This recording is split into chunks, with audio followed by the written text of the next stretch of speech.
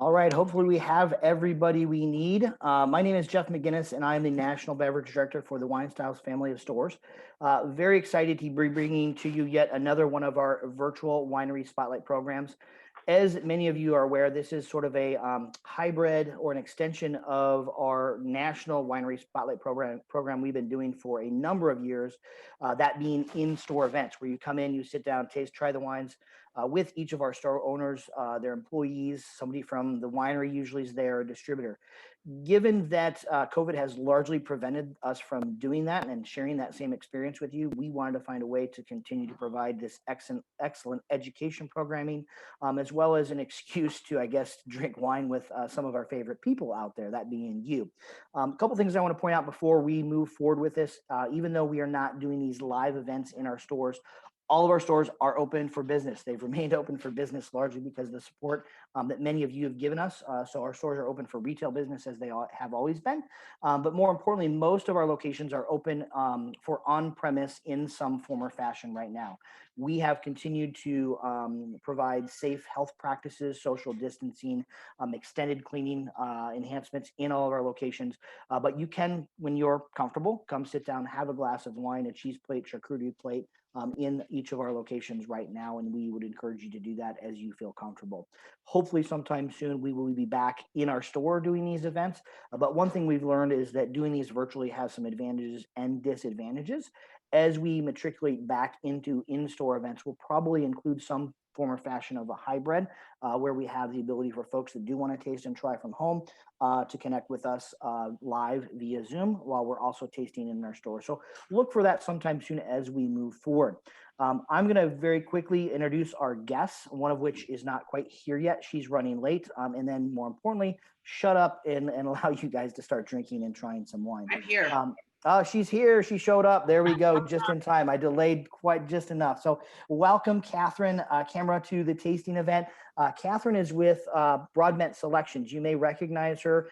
She was with us a couple months ago when we did our Chateau Moussard tasting with Bartholomew Broadbent from Broadbent Selections. We do and will be continuing to do a number of events with Catherine and with Broadbent because their portfolio is quite wonderful. In fact, coming up next month, you'll be seeing Catherine again with our Spy Valley tasting. I've been getting a lot of grief from some of my favorite customers. Jeff, why are you guys always doing events that are so dominant with red wines? You know, like we have 2 whites tonight, but 4 red wines. Previous events, we might have 1 white wine, 5 or 6 red wines. So you white wine lovers will definitely want to tune in for the Spy Valley event coming up. Welcome, everybody, Catherine. She can wave here. Secondly, we have Sebastián De Martino. He's 4th generation with the De Martino family. He is a winemaker for them. He will be leading our tasting event, giving us the history, the philosophy, the geography, and then talking us through all of the wines. Welcome, Sebastián. Tell us a little bit about the De Martino wine family, yourself, and then kind of start us off talking and trying some wines. Well, good evening, everyone. We're here in the middle of harvest now, crushing grapes actually as we speak. So it's refreshing to get to talk to people while we do that. So I will encourage you to while I do the blah blah blah talking, put some of the first wine on your glass to give some pleasure, and then we can tell the story and the philosophy of the domain. I will. So if you can have some of the Sauvignon Blanc, please, while we talk a bit, and then we go through the wines.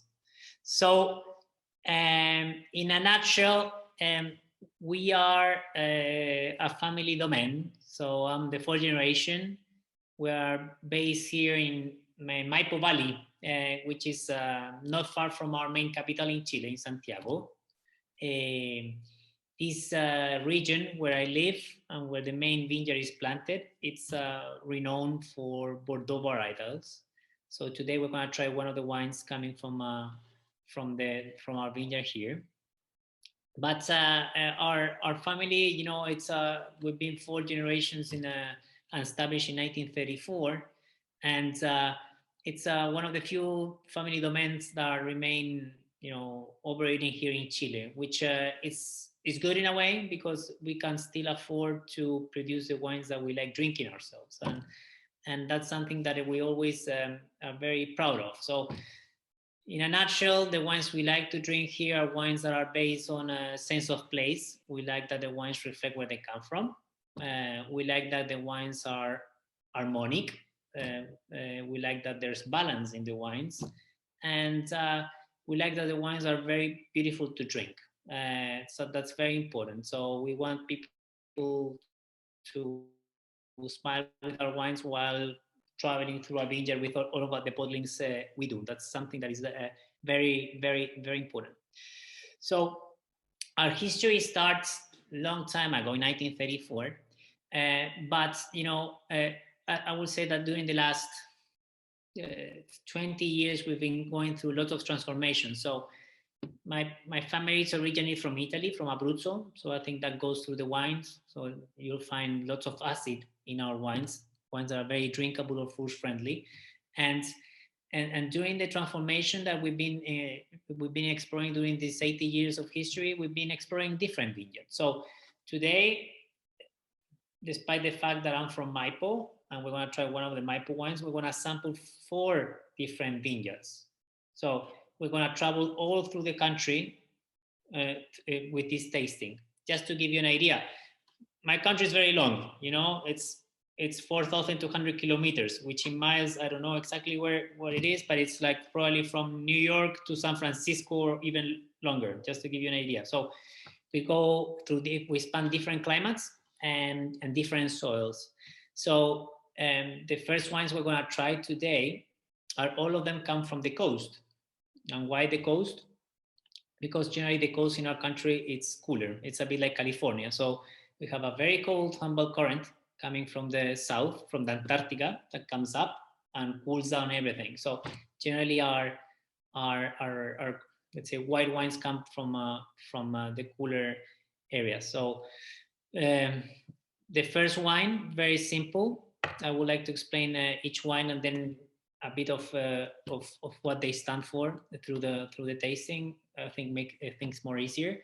The first wine is a Sauvignon Blanc that comes from Casablanca. If you see, Casablanca is written, I don't know if you can see there, it's right there, Casablanca. Casablanca is a coastal region. And by coastal region, we mean a region that the vineyards are planted 12 miles from the sea. So the temperatures are never too high, never too low, lots of fog, which allows, let's say, cool climate varieties. And in the case of the Sauvignon Blanc, create a wine that is very charming. This is a wine that we always aim for drinkability. We always aim for something that it's I don't know, I think some people will not like this expression, but it's a crowd pleaser, basically. Like, we like a wine that you can open in the terrace, you can have with seafood, you can have with your salad, a wine that makes everyone happy. But at the same time, it's grown sustainably and it's wild yeast ferment, and you have some also side vibrancy, but also some texture in the palate. So we're talking about perhaps not the average Sauvignon Blanc from Chile. We're talking about a different level without trying to reach an incredible complexity. So a crowd pleaser wine that I think it's a very good, always say, like, when you try to open the palate, you put a glass of this, you put 2 glasses, and then it opens like this, and you want to have another glass or another wine. And that's the whole idea with the estate Sauvignon Blanc. Hey, Feel free to ask questions, please. Yeah, quick question. I mean, stylistically, people are very familiar with either California Sauv Blancs or New Zealand Sauv Blancs and perhaps maybe French Sauv Blancs. Where would you say typical Chilean Sauv Blanc falls? And then where would you say this one is the best comparison to, or is it its own separate unique entity? Okay, so I think in general, in my country, we're going through a trend of Sauvignon Blancs are leaning to New Zealand. So the asparagus, gooseberries, bunberries, berries, which is very much in trend here in my country. I would say that our estate Sauvignon Blanc is a good bridge between what is a New World Sauvignon Blanc and an Old World Sauvignon Blanc. So we don't like the green herbaceous scents. We like the typicity of the variety itself. At the same time, we want to have ripe fruit. So you see this wine, you have some texture, like, and it's very important for us that it's also like gastronomic, but we don't want to go in the, let's say, in the greenish to green side. So I think it's a very good bridge between, let's say, the stereotype of New World coming from New Zealand and the old world, probably. I think that's what we like to look at it, but we don't want to make anything like extremely complex either. So we really like, the grapes are beautiful, the yields are quite moderate in the vineyard, and we're just trying to express it in the most simplistic way we can do it. And I think stylistically we'll sit somewhere in the middle of the benchmark of new world Sauvignon Blanc, and probably old world Sauvignon Blanc. Can I add something on this real quick? I noticed I had a bottle of the Estate Sauvignon Blanc a couple of weeks ago, and it came right from the refrigerator, but I left the bottle out. And as the wine warmed up, more flavors developed and came out. So I think a lot of times that people serve white wines way too cold. And I think if you save a little bit of your Sauvignon Blanc in your glass, if it's really cold now, save a little bit in the glass, come back to it and taste it, because it'll completely change as it warms up. Has a lot more floral, a lot more oomph, a lot more things happening. That's all. Good point, Kat, because I think it's a very good point, because we believe here that, sometimes I think when you chill too much the white wines, you can hide many things. When you put a white wine at room temperature, you can show the wine without makeup, and certainly gains. And again, it's a Sauvignon Blanc that most people like to have it very young. Me in particular, like, I prefer these wines, this wine like 2 or 3 years in bottle, but most of people like to have it like really after bottling. So generally we will pick the grapes in mid-March. Next week we're picking these grapes, and we will be bottling by July, August this year. So people would like to, generally most of the consumers would like to have it very young, but this is a Sauvignon Blanc that will age some years. It's not necessarily a Sauvignon Blanc that you need to drink tomorrow. That's another point that I want to highlight.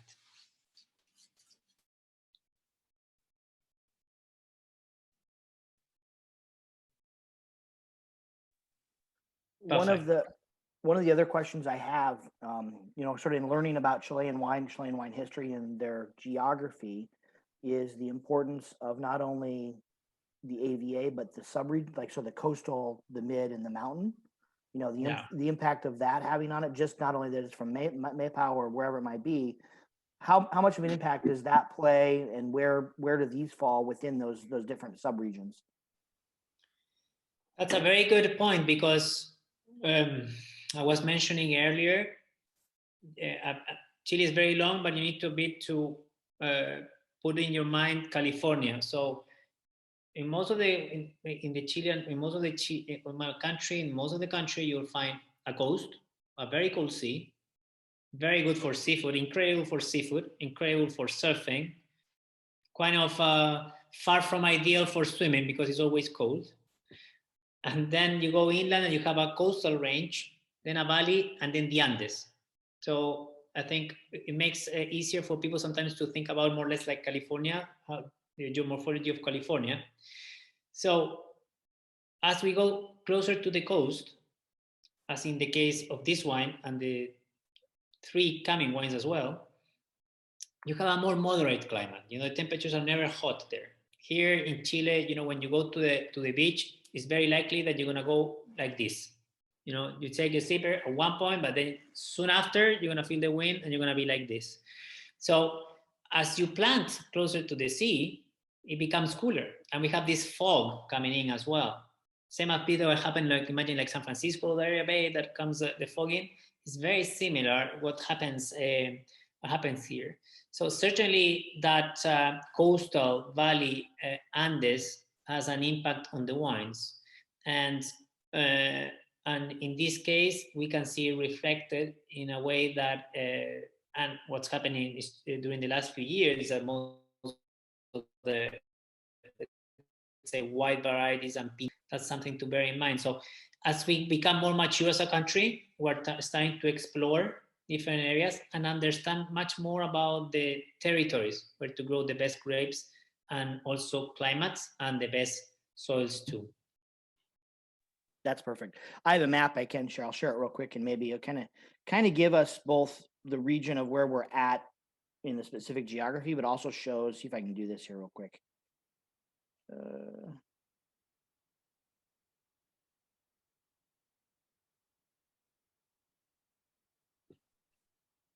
So I think on the left here we have the general wine map, the AVAs or their DOs, or for Chile, and then this shows that sort of the difference between the coastal, the valley, and then the Andes vineyards. Correct?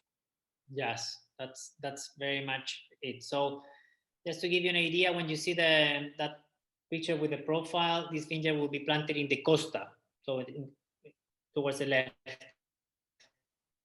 Okay. We want to start talking about the Chardonnay. 8 miles go ahead. from I'm the sorry. sea, more or less, roughly speaking. So the Sauvignon Blanc and the Chardonnay and the Pinot as well. Okay. So, but at different vineyards. So, but I think we'll see the influence of the coast in the first 4 wines that we're going to taste today.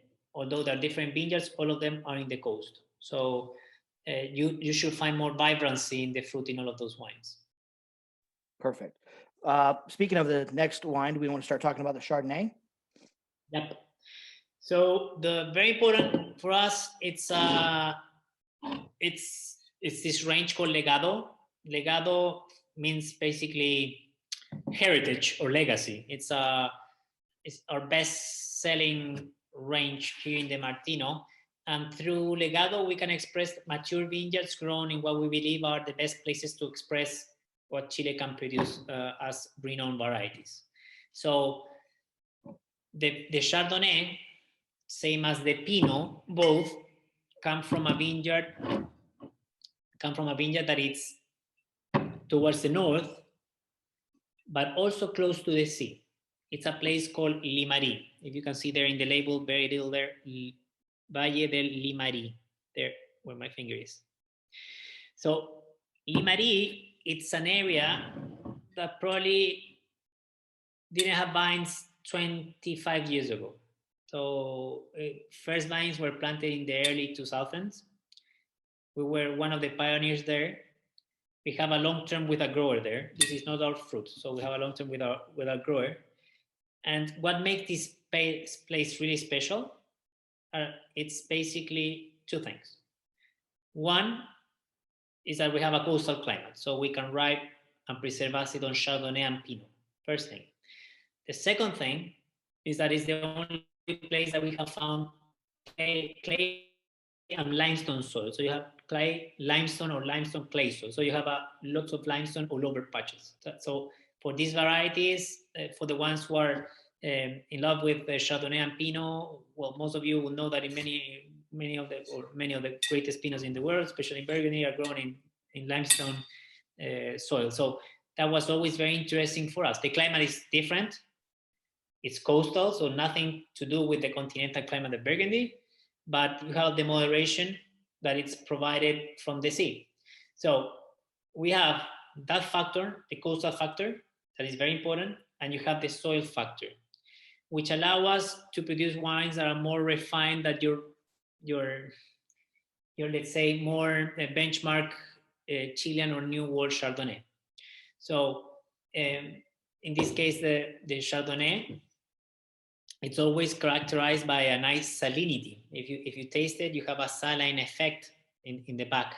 That it's always, it's intriguing. And actually, you want another glass, and that has to do with the calcium carbonate soils. It's the limestone soil. So we aim through this wine to have an expression of, let's say, more. A bit of more, without being pretentious, a bit more complex examples of Chardonnay and Pinot Noir coming from our country. Very simple, there's not many vineyards in Limarí.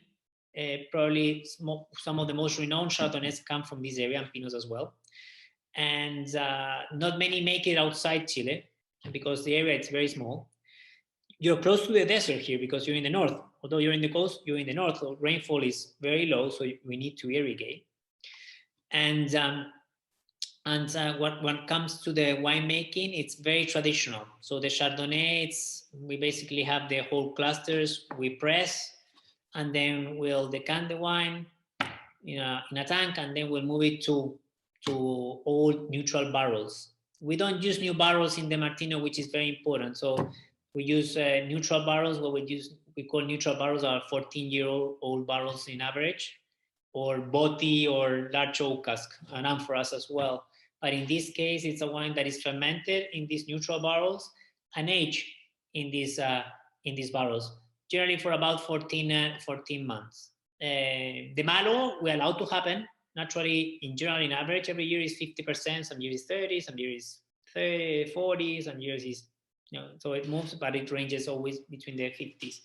So I think if you are a Chardonnay lover, it's particularly if you're a Chardonnay lover, that you want a wine with some weight, without being overpowering, but with some salinity and perhaps leaning more to the old word, perhaps this is a great bottle of wine, which is actually, I think, very affordable. It doesn't sound good coming from me, but I think it's a nice bottle of wine, in my opinion. And we're very proud to release this. And sometimes I always recommend to try this, and it's good that we have the tasting, also the Pinot, because through the Pinot, you can also have an idea of the place. So the Pinot is just in front, but you have a bit more clay, and then the limestone. And the clonal material is very good. There are Burgundy clones. The vines are not really old; they're about 8 years now, and produce a very beautiful and charming Pinot, in our opinion. And we don't want to make a huge Pinot. We want to make something that is more, that more than anything brings enjoyment, but also highlight the place without trying to extract too much or doing a lot of pisage. So both wines, I think, are very nice to put them together, because you get to taste the same vineyard, the two main varieties, the two varieties that we grow there.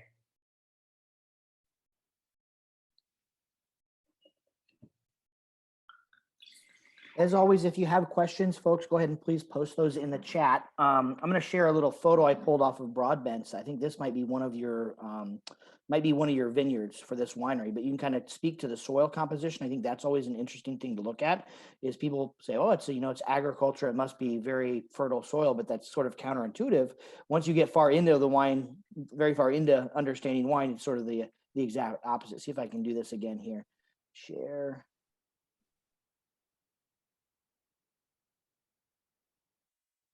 All right, I think it worked.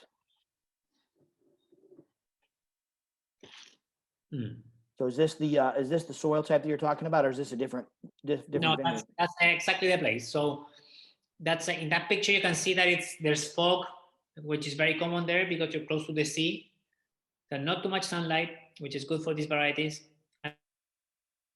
And you see that the soils, you have clay.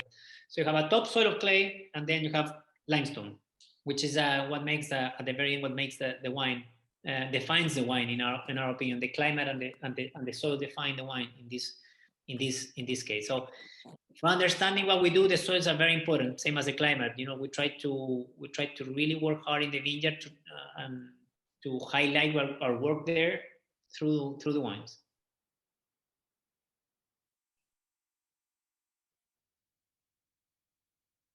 What does everybody think of the Chardonnay and the Pinot Noir?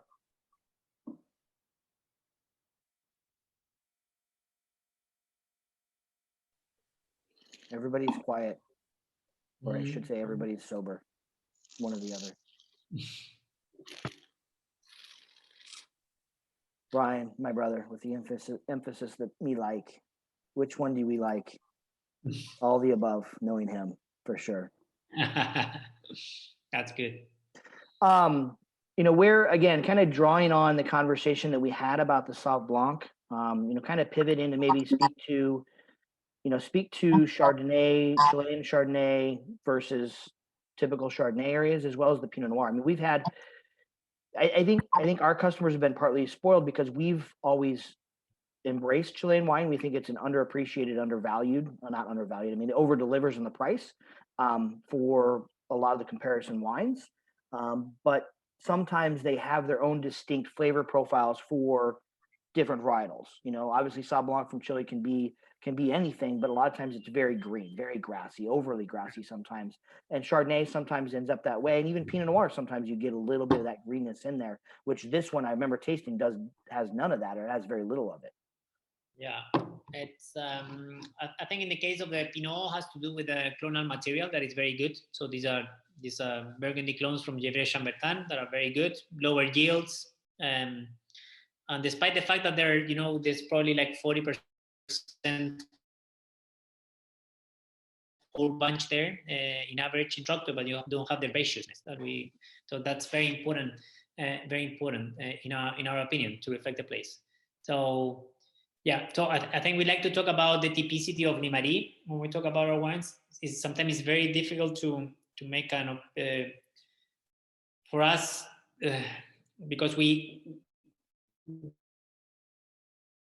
kind of sometimes a bit of an island drink. So despite the fact that we have a Chilean essence and we're very proud, sometimes some of our wines will challenge you a bit in the sense that, okay, this is Chile, yes, but you know, like I don't see the green essence, or I don't see the classical Cabernet hedonistic style as we're gonna drink. So I think we like to think within the Chilean context that we try to highlight the vineyards with a style that it's aimed to show the place with moderation and harmony. That's very important for us. You talked a little bit about the Chardonnay, the aging profile, the oak, the malolactic fermentation. Maybe kind of talk us through the harvest and then the fermentation in oak on the Pinot Noir as well. Yeah, so the Pinot, look, we harvest, there's 2 plots of Pinot Noir. So we harvest, just to give you an idea, last week we harvest the 1 plot, and yesterday we harvest the other plot. Same vineyard, 2 plots, because it's more in the hill, and the one is more in the bottom of the hill. So basically, the grapes come over here to the winery. Generally, the harvest is early March, late February, depending on the year. This year has been in the coolish side, so it was more towards where we are now, sitting in March. And we bring the grapes in small bins, 10-kilo bins maximum, to the winery. And then basically what we do is that depending the parcel, depending the year, we will either fill different, we have like open tops that are 3,000 kilos or less. So we will do, depending the quality of the grapes, some will be whole cluster 100%. Some of them will be fully the stems. Some will be like layered with different, with the stems. So we work around with about 20 of those different vats, and then we taste them every single day. And then we make a final blend. You know, we don't do much of this wine. We do about 2,000 cases of Delicado Pinot Noir. And it's kind of quite a difficult wine to make, in the sense that we have so many vats that at the very end, each of them are quite different, but we blend them from the same vineyard. We have to blend them. So it's very much defined on the parcel each year. If we're gonna do like whole cluster on one part, if we're gonna destem the fruits, we're gonna put a layer of stems. So let's say in this year, the quality was stunning at the beginning. We do whole cluster, but the second part was not as great as the first one. So we decided to do stem. So it's very much the vintage variation that defines how we're gonna do the protocol with the Pinot. The aging, it's, again, we use neutral barrels. These are French neutral barrels, so they're 14 years old, where the wine will stay there in the Pinot for about 12 to 14 months as well. Same as the Chardonnay. Yeah, and then, you know, it's that's it. We bottle them with a bit of sulfur before bottling. Perfect. I think we've got a lot of comments on them liking some of the different wines. The Pinot Noir has some flavor notes of coffee in it as well. Looks like Jody likes the Sauv Blanc. So some good comments coming in. Keep those coming through. I think we're ready to move on to the next wine, which is the Cinsault, which is, I think, one of my That all of them are really anticipated wines to taste and try. But for the folks that haven't seen Cinsault or haven't had a Cinsault in a while, or ever, I think this is a great wine to try, and certainly will light your taste buds up. So, kind of talk us through that wine. So the Cinsault Gallardia, the name is called Gallardia. I will show you the label a bit because it's very important. So Gallardia, that's the name of the wine. Someone who is gallardo is someone who is strong to his beliefs and someone who is kind of a stubborn person. And the name is basically a tribute to the original vignerons of our country. So very important about the Cinsault is that it comes from Itata. There you go, D-O Itata. Itata is the oldest vine growing region, not only in Chile, in the New World. So you have the first vines were there planted in 1551. So when the Spanish were settling in Latin America, they planted vines there and they would travel to Peru, Mexico in their vessels elsewhere. Chile was a very poor country at the time. And, the only thing that was good at the time was vine growing because there was no gold to steal here. So the Spanish established this place as a vine growing region and that's it. So they define this place as naturally the heartland of their viticulture for expansion and settlements in Latin America. So all history, there's a sense of rediscovery at the time now, because in my country, Itata was a very prosperous region till the arrival of the French cuttings in the 19th century. So before, the main varieties planted there were Pais, Cinsault, some Muscat, and some Chasselas. That's it. But with the arrival of the French cuttings in the 19th century, with the Cabernets, Carmeners, Sauvignons, and along with some French winemakers, particularly from Bordeaux, after Phylloxera, they basically said, guys, what you've been growing for so long in the south, it's not so good. So basically, everything starts from now, and that's how the regions like Maipo, where I'm from, and Colchagua, that are more renowned probably to you guys, were establishing themselves.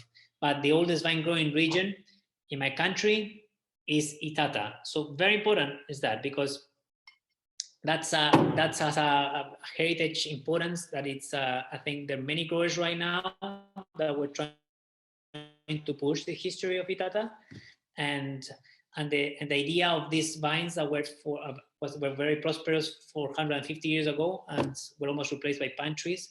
It's exciting. It's exciting, When we started viticulture here, we're told nothing good can be grown there. But actually, when you get to go there and you travel the world a bit and you see old vines, you see field blends, you see vineyards that there never been there's never been systemic or herbicide applied because there was never money for it, that are horse plow, dry farm grown over granite and ungrafted, you start to cry almost. So it's like a secret gem that's been hidden from us in Chile even. So look, through this wine, I want to take you to Itata. That is this beautiful, charming region that there's a rediscovery right now. Probably most of you haven't heard about it. Kat has been there. She can probably tell you everything with her because she's been sitting there. She knows the wine almost as better as I do. And I'm going to make it very short with the wine. It's a Cinsault that you find in this area of Itata where we are, close to the sea. This area is more towards the south. High rainfall. It rains like Oregon. It's 1,000 millimeters of rain in average. So it's, imagine like Oregon in terms of rainfall, a coastal climate, and all vines, horse plow vineyards. That's why you see the horse there. Very important in all of Itata labels. That's actually the horse and the vigneron of our labels, of our vineyard, Don Daniel and La China. That's her name of the horse. And the Cinsault always have produced a wine that is very vibrant. It's a very lively wine. It's a wine that makes you smile. That's the whole idea for it. It's a wine that is incredibly drinkable, and it's a wine that is my everyday red at home. This is my red that is in the fridge probably every single day, and I love it because it shows that vibrancy, that drinkability, that I love it for it. So it's a very good example for what we do in Itata. And then there's another layer that is called Viejas Tinajas that we're not today, but it's a wheel as well. So the Senso is that kind of wine. This Senso, if you're more into if you like, let's say Gamay, if you like wines that are more, Chinon, wines that are more lively or more about lift, this is a wine that you will enjoy. If you want a wine that is more structured, it's not your cup of tea. I think this is a wine of making just charming, moving forward, taka taka ta, taka taka ta, another bottle, and make you smile. And we love it for it as it is. I love this area. Itata, I fell in love with it. It's if you look on a map, you'll see a town really close to the sea. It's called Concepcion, and it's about a 20-minute ride from Concepcion. It's very rolling hills, and as Sebastian said, very old vines. It kind of reminded me in a way of the Swartland in South Africa. But Itata is really growing a lot of fame and getting a lot of wine geeks are really into Itata right now. So you're tasting something that is kind of like on that verge of explosion. Really, really cool place. And there's an old vine white that I just literally fell in love with when we were there a couple of years ago. And unfortunately, we're out of stock. We sold it all. So it's coming when it'll come in. Hopefully you get a chance to try it. But one thing I wanted to ask, Sebastian, could you talk about some food pairings with this wine? Because I think a lot of people haven't had Senso before, or if they had, they really didn't know what they were drinking. So could you talk about what you like to have food-wise with this? Yeah, perfect. Look, the wine itself, you don't have a lot of tannins, so I think it's refreshing nature. For me, it makes it a very good. First, I think I recommend to have this a bit chill. Picture a Pinot Noir temperature. For me, that's perfect. First thing. Secondly, things that are could be things like, look, from a light pasta to pizza to not so rich, I would say. Things that are even, I think, a salmon could go with this, even if you have it chill. So things that you have things that are not really rich, you should go for it. But personally, when I have like things like simple, like lighter pastas or pizzas or even some charcuterie and cheeses or seafood bouillabaisse. Yeah. Seafood bouillabaisse. Yeah. What is the vintage of the Senso? I have 19 here. You 18. I don't know. 19? 2018, I think, isn't it? We all have 18s of the Senso, I believe. Yeah. Okay. Thank you.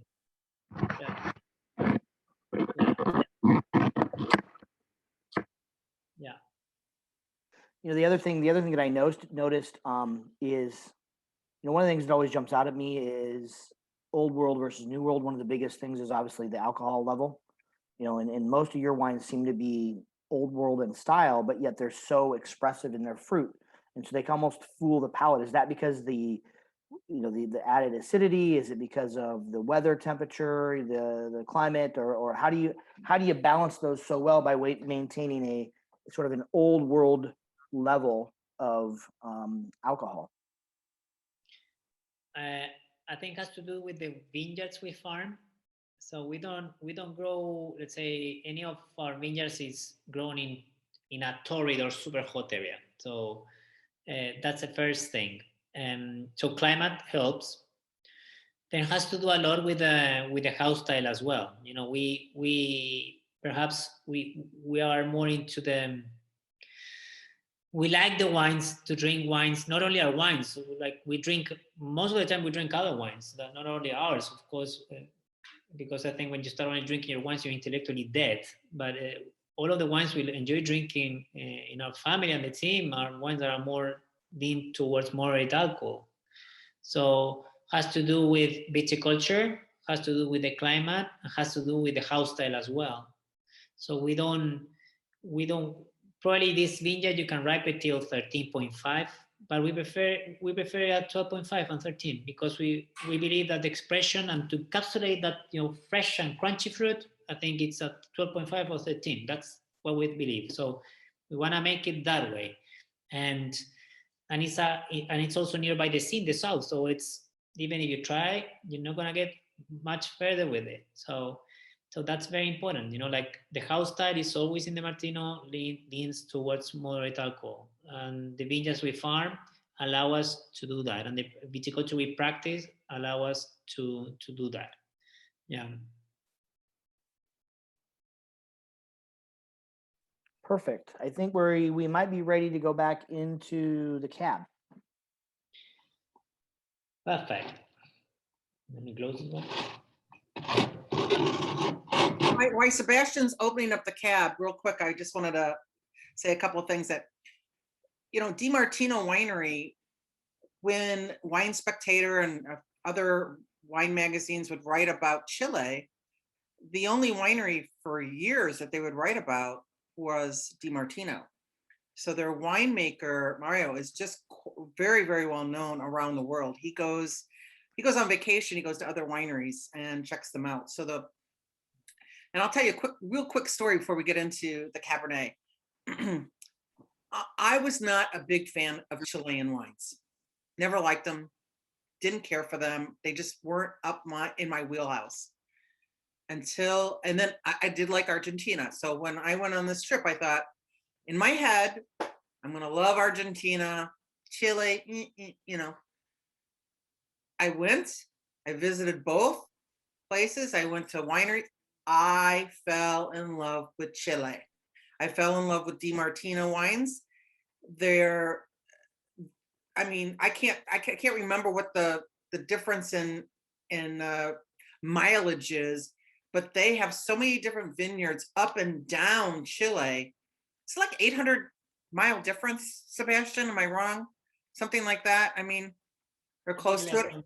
I know we drove to Concepcion from San Diego, and it took all day long. We actually spent the night in Concepcion, but they're just doing some really great things and high scores on a lot of the wines. I just dig them. So I'm really happy that we've got a good crowd tonight, and I hope you love them as much as I've learned to love them, because they're special. That's all I wanted to say. Thank you, Kat. What is the vintage of the cab? We have two different vintages, I think. I think some stores have the 18, some have the 19. So you'll need to check with the local store there. Okay, thank you. So moving to the cab. So the cab is again from the Legado range, very important. We're here now standing in Maipo. There you go, Maipo there. Maipo is probably the most renowned wine growing region in Chile, and it's also the most well-known region for Bordeaux varietal. So despite the fact that Maipo is not small, it's always been regarded as the Bordeaux, let's say, varietal, top spot for in Chile. Where we're standing now, it's called Isla de Maipo, which means basically Maipo Island. So Maipo Island, basically because the Maipo River in this area used to have different branches. So as some of you will probably know, in Chile we have many earthquakes. So 200 years ago, we have a huge one. So there were like 4 branches, and now there are 2 branches. So our domain, our main vineyard, sits an important part of it in one of the old river branch. So when you walk through a vineyard, it's pure gravel. It's gravel, round stock, gravel. It's a small stream running in the vineyard as well. So it used to be an important part of it, the majority of it, an old riverbed. So soils here define what we grow. And the climate here also defines what we grow. We're not going to ripe Cabernet Sauvignon and Carmener while preserving acid. That is very, very important for us. So when we think about these gravels, we always think about the fine tanning that we can get from them. And we like Cabernets that are very much, if you want, more in a claret style, like old claret style, than fruit forward. So I think the Legado shows our classic stance towards Cabernet Sauvignon. The vines are in average 25 years old. They are more yielding, probably about 9 tons per hectare. And in the vinification is pretty simple. We destem the grape, and then we will just ferment in a tank and then age in these neutral barrels. And part of it also goes to foudre, a large oak cask, for about a year, or between 12 and 14 months. So the idea is to make a very honest and very also more frame Cabernet Sauvignon. We're very gentle with extraction as well, because we like the tannins to be very fine instead of chunky. And I think it's a very honest expression of what we're proud to produce here. Yeah, the thing I really like about your cab is the fact that you don't have to age it. It's so drinkable now. It's just delicious. Thank you. That's like we have some bottles from like 35 years old but still are drinking very nice. Those were wines that made with zero technical investment.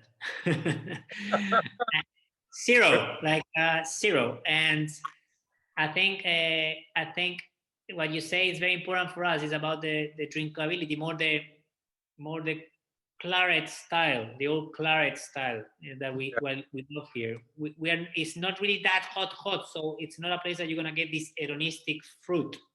Yeah, they're more fragrant and more frame, but incredibly drinkable, and they age very nicely too. That's good to know. Yeah, I didn't know that. And there's less oak too, which I really like. The new French oak is just too overpowering. This is just beautiful. Thank you. Agree. Thank you. Because all you taste is wood.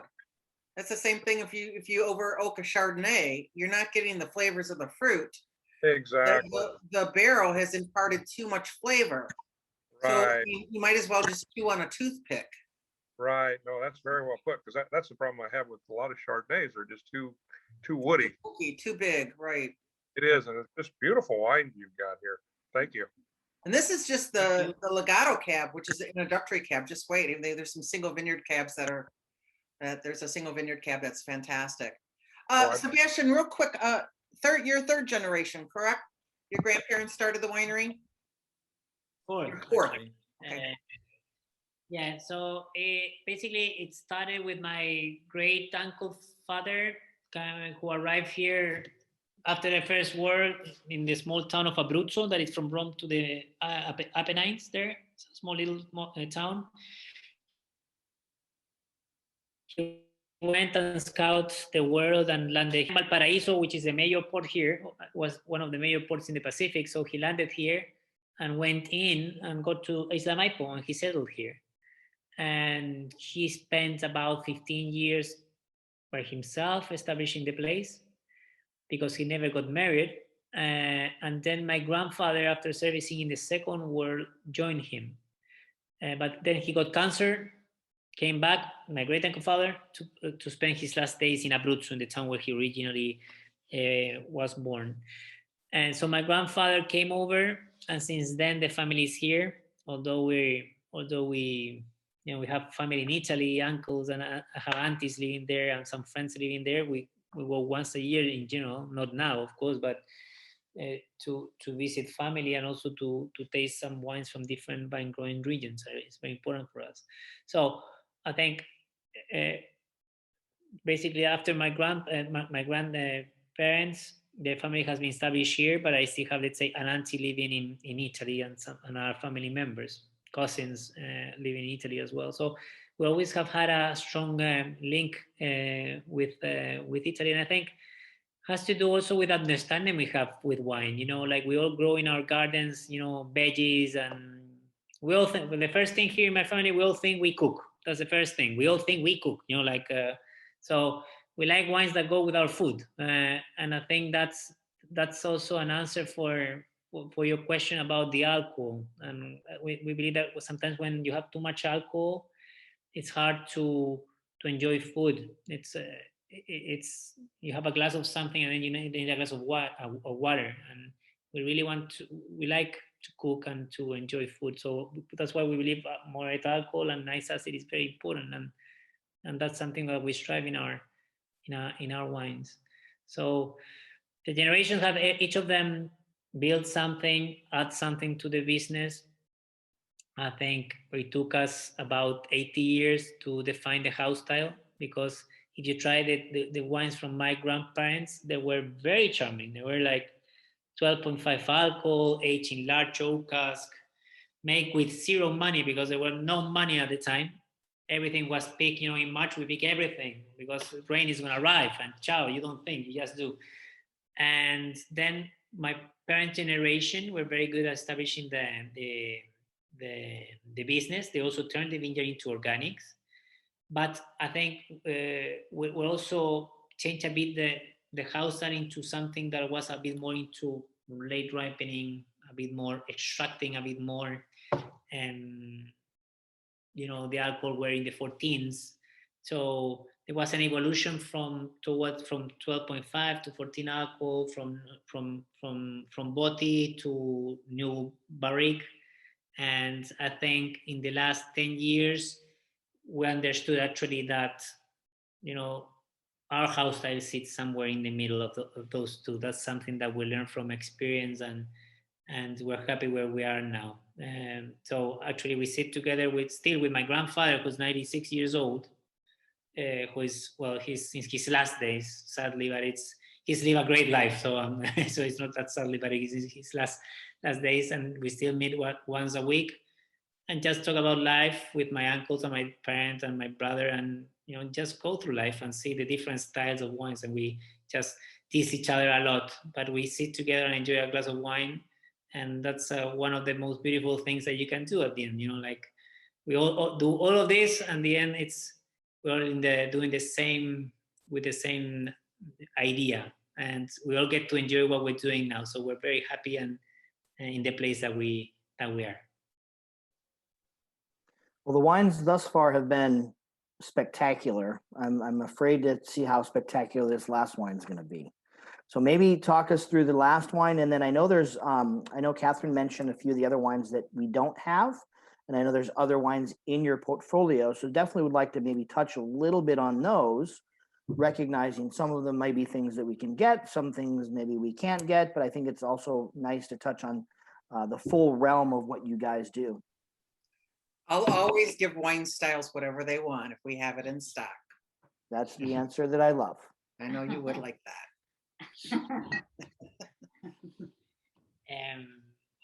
So then the last wine is part of what we call our old vine series. So You might be like, That helps. So here we go. So the old vine series. There you go. So basically, we farm 3 different vineyards that are old, that are dry farm, that are ungrafted, and that are field blends, which are very beautiful, but they are more towards the south. So one of them is Las Cruces that we're gonna taste right now.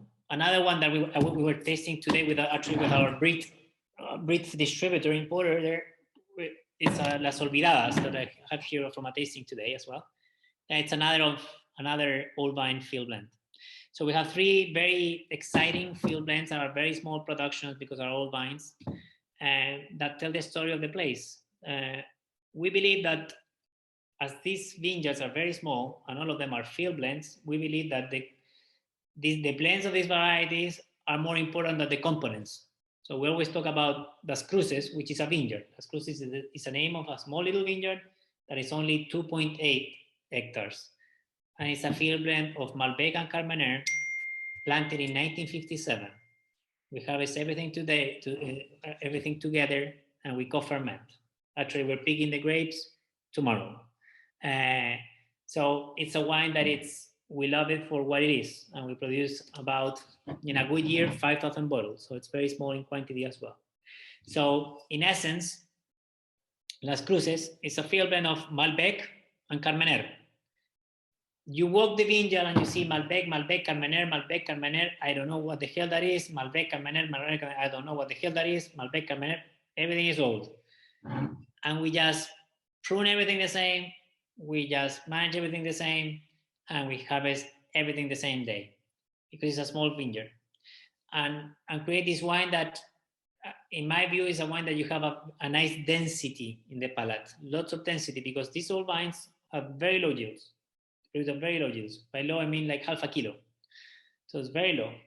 And then you have these old wines also, for some reason, have a very, have resulting wines are very good acid or low pH. So the wines you have density, but you have refreshment as well. So they're pretty serious wines. But we like always to refer to them as by the name of the vineyard, Las Cruces. That's the most important thing for it. If you're more techie and you like the information in the back label, you always can find, the size of the vineyard, like there you go, like 2.8 hectares, 6.9 acres. And you can find also, the percentage of the varietals. But I just want you to clarify that it's a field blend, meaning that we don't blend here. It's from the vineyard. Everything together, you just bring the grapes, ferment them, and then goes to a bottle for 2 winters, 2 years, and then we bottle the wine. And we love it. We love this vineyard. We've been farming this vineyard since 2006. We were able to purchase it, luckily, in 2013. And it's one of the wines that I enjoy the most. What's the percentage of blend? Perhaps it's a wine good for what an hedonistic. It's a more, I would say, like perhaps a more serious one, if you in a good way. What's the Malbec? Is it about 60% and the others 40, or? It's about 75 Malbec, and the 30? rest is 75. Okay, very good. Thank you. And the rest Carmener, but there's some plants of Cabernet Sauvignon and some others, but it's mainly Malbec 75 and the rest Carmener. Okay. And we basically pick the grape when the Malbec is ready. Simple as that. We just not try to complicate our life.